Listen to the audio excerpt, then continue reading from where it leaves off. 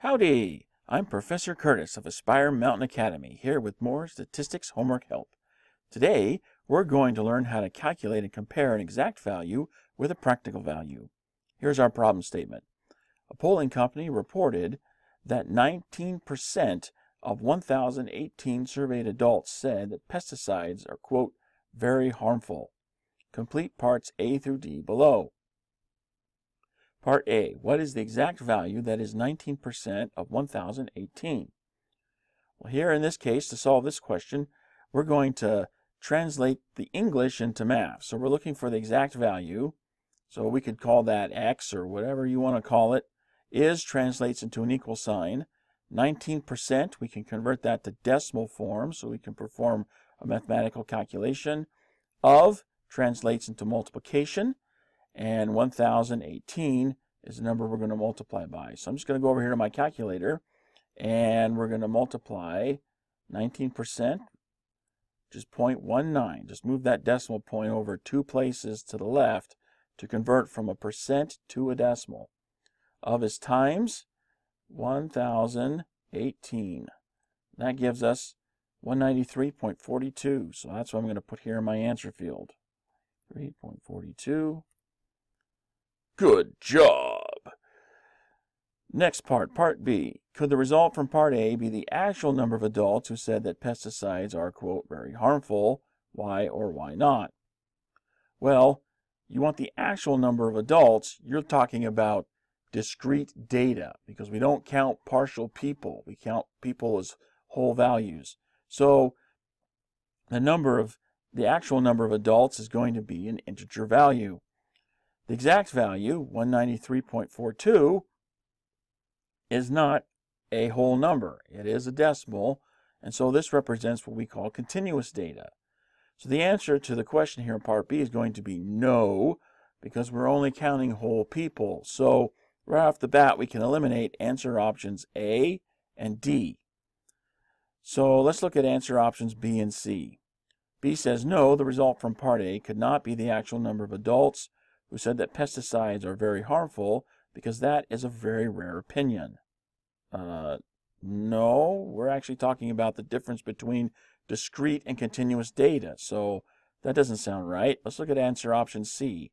No, the result from Part A could not be the actual number of adults who said that pesticides are very harmful, because a count of people must result in a whole number.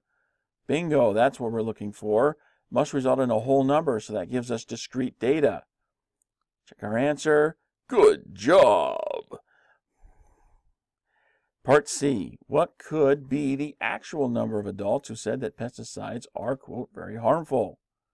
Well, to get the actual number, we're just going to look at the exact value that we calculated here, and we're going to round it. So 193.42 rounded to the nearest whole number. We're going to go down because the number right after our decimal point is less than 5. So that gives us 193, which we type here in our answer field. Well done! And now, last part, Part D. Among the 1,018 respondents, 373 said that pesticides are, quote, not at all harmful. I'm not sure what they're probably like, making some sort of drug out of the pesticide and snorting it or something, because I don't know how you can say pesticides are not at all harmful. It's a processed chemical, man. It's gonna have some harm to it. But anyway, that's what they said. I'm not here to judge. We're just here to take the data and do the stats with it. So 373 said that they were not at all harmful. What percentage of respondents said the percentage pesticides are not at all harmful?